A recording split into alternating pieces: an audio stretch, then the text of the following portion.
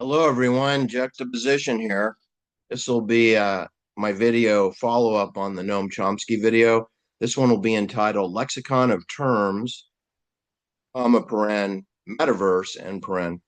We're in a metaverse. We've always been in the metaverse, been in your parents and your grandparents were always in a metaverse. It wasn't a digital metaverse, it was a poppycock, newspaper, published books, magazines, pamphlets, radio, and then television, metaverse. It was always a metaverse, meaning it was always fake. There has never been any nationalism in the world. It's always been Hunger Game districts of colonialism. Colonialism and fascism is the way of the world the last 1,000 years at least, and probably 2,000 years. But we've always been under a form of centralized control using banking authority because the banks have the way of creating a universal barter and exchange program, unparalleled. All you can do is try to barter with petty privileges locally. All right. So what I want to talk about is three distinct areas that every paid member of my channel should be world-class expert on. You'll be more knowledgeable than Noam Chomsky himself. Okay, so the first discussion is very closely associated with Noam Chomsky, even though he is a intellectual dwarf. The phrase manufacturing consent, it refers to the process by which the media um, shapes public opinion to align the public's interest with that of the powerful elite, which would be Swiss noblemen in Liechtenstein. Primarily, they live in Liechtenstein. They have offices in Zurich and Zug and Bern, and of course, they all have offices in Geneva, French-speaking Geneva. And there are obelisks throughout the 26 cantons of Switzerland. Yes, they have obelisks there, which is the chain of command. All right, this phenomenon known as manufacturing consent, it's rooted in a propaganda model of communication, which stipulates that media content is influenced by economic and political interests of those who control the media organizations, such as newspapers, radio, television, which are all owned by the same corporations. College of Corporation networks that you will find integrate television, radio, newspaper, magazines. I'm sure you're not surprised to know that it is centralized authority, right? It shouldn't be a surprise after COVID because you notice that every single university in the world, from Frankfurt School in Germany to Harvard to Yale to MIT, Massachusetts Institute of Technology to Princeton to Stanford University to all the campuses within the University of California systems, they all had a universal um, policy relative to the COVID hopes. They all agreed to social distancing of 33 6 feet. They all agreed to masking, which is an obedience ritual of absurdity. And they all agreed when the vaccine became available for mandatory vaccination.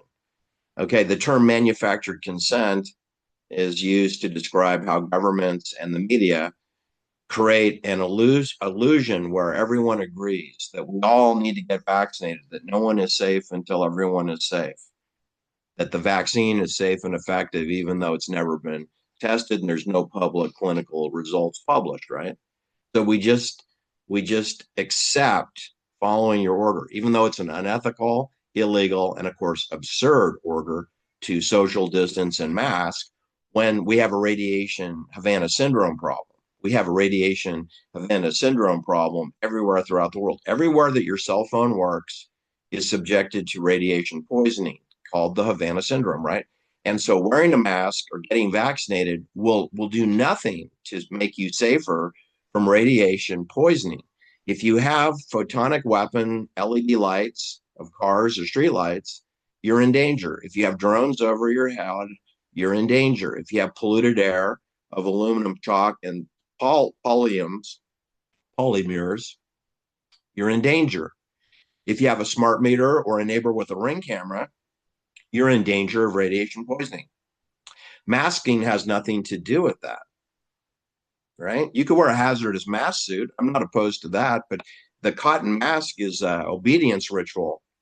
It's not going to protect you from radiation poisoning. It's not going to protect you from the common cold either. Anyway, this is how governments and your township, your city council, your mayor, they all did it too, right? Didn't they all mask up? They did in all the courtrooms throughout the world. They did it in all the city council and county board of supervisors meeting throughout the world. Universal belief system, right? So that tells you, right, that's not democratic at all. There's no allowance for dissent. There's no allowance for dissent. You're in a fascist totalitarian form of government. There's no democracy. There's no representation of divergent opinions allowed in a totalitarian world. Anyway, that's not manufactured consent. That's bullying, intimidation, coercion, all the things that John Kennedy shamed the press club at the Waldorf Astoria Hotel back in April 1961.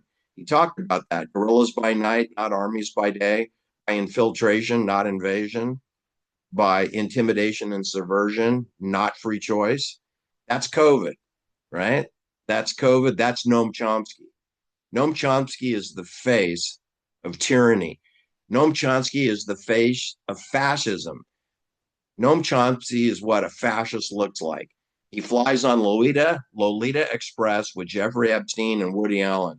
That's fascism. That's perversion of fascism. Phrase referring to facts, not in evidence, which they often do in a courtroom where the judge wears a black robe as a satanic member of a secret society of the bar, and the judge wears a face diaper when it's politically required. The judges will mask up. Referring to facts, not in evidence, typically means that a question or a statement assumes that certain facts have not yet been established or introduced. This objection is raised to prevent supported claims from influencing a court's decision or the decision of a jury. The very few times that a jury is ever involved. Juries are never involved in a civil case, almost never. For every jury verdict, there's going to be 900,000 cases resolved in plea agreements or adjudicated agreements in conference rooms and law firms. And in criminal cases, 97% or more are settled in a plea agreement, not by a jury verdict. Jury verdicts are happening under 2% of the time. Anyway, asserting the question assumes that there are facts that don't exist. This objection is critical to maintaining the integrity of a trial. The problem is that judges can then assert what is called judicial notice. Judicial notice is where facts that are not established are accepted into a courtroom. I can give you many examples of that. During the Charlie Manson murder trial, where he was accused of 7 felony murders, even though no witness put him at the scene, he has no motive to kill anyone, he has no means of killing, and no murder weapons were found. But at the Manson trial, a buck knife was admitted as evidence. And this is a weapon that was not used at the murder scene at Sharon Tate, but was purported to have been found in the sofa next to Sharon Tate's dead body. But the wound pattern of Sharon Tate's body does not comport. This is a single-edged weapon. There is no cutting edge on the top of this blade. Plus, this is 28 millimeters wide, whereas the murder weapon is 22 millimeters wide, which is a bayonet. There were no bayonets found. There was a hunting knife found. It was admitted into evidence despite no blood evidence, no forensics, and the wound pattern not congruent with that of the victims. And yet Judge Older used judicial notice to admit props into a gas chamber capital murder penalty case when in fact that weapon was not used in the trial. So why would it be evidence? It would only be evidence in a kangaroo court, maritime law. Also, Judge Older allowed a Ronald Reagan revolver pistol to be admitted into evidence, despite that the gun had been tested and the bullet pattern of the barrel did not comport to the 7 bullets collected in the 7. There were 7 bullets extracted from 5 of the victims, and no no forensic proof that that weapon was used. Plus, the gun cannot fire in an automatic, semi-automatic pattern, which it would have to have done based on the wound pattern of Stephen Parent, who was shot 4 times in rapid succession.